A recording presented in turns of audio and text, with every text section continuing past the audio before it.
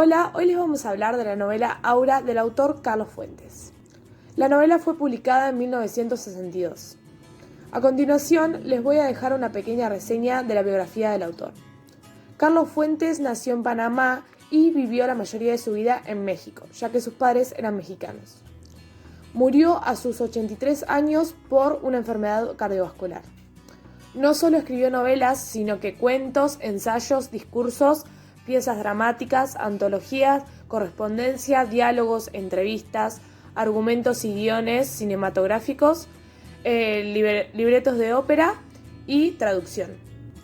A lo largo de toda su vida recibió 35 reconocimientos, ya sean premios, doctorados o medallas.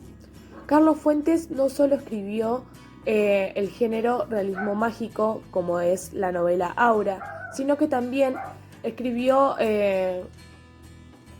relatos en otros géneros como ficción histórica, novelas cortas, horror, ficción gótica, ficción no ficción, novela biográfica, ficción literaria, novela rosa, ficción espionaje, crítica musical, drama, historia de fantasmas, ficción política y historia legal.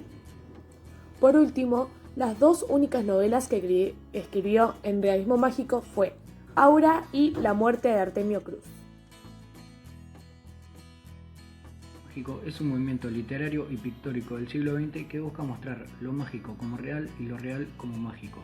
Su objetivo no es despertar emociones, sino expresarlas, siendo además y sobre todo una actitud frente a la actualidad. Voy a hablar sobre el tipo de narrador de esta historia, que es poco común, es decir, que no encontramos historias narradas de esta forma. Esta historia está narrada en segunda persona.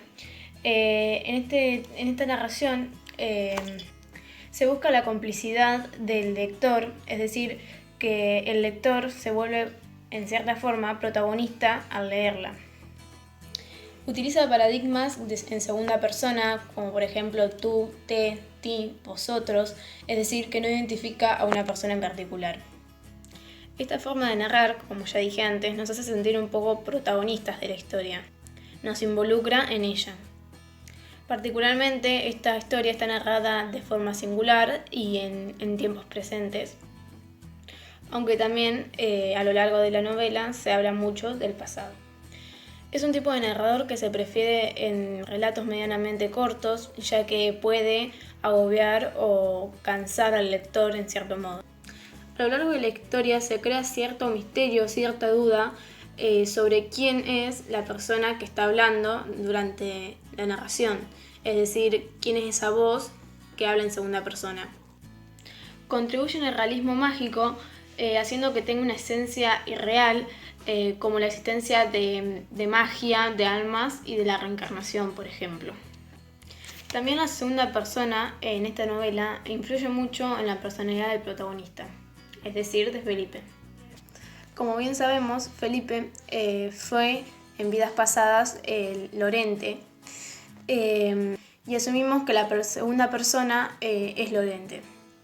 Por ejemplo, se ve cuando ve la fotografía de Lorente y se da cuenta de que es él. Una cita sería: la foto se ha borrado un poco. Aura no se ve tan real como en la primera fotografía, pero es ella, es él, eres tú.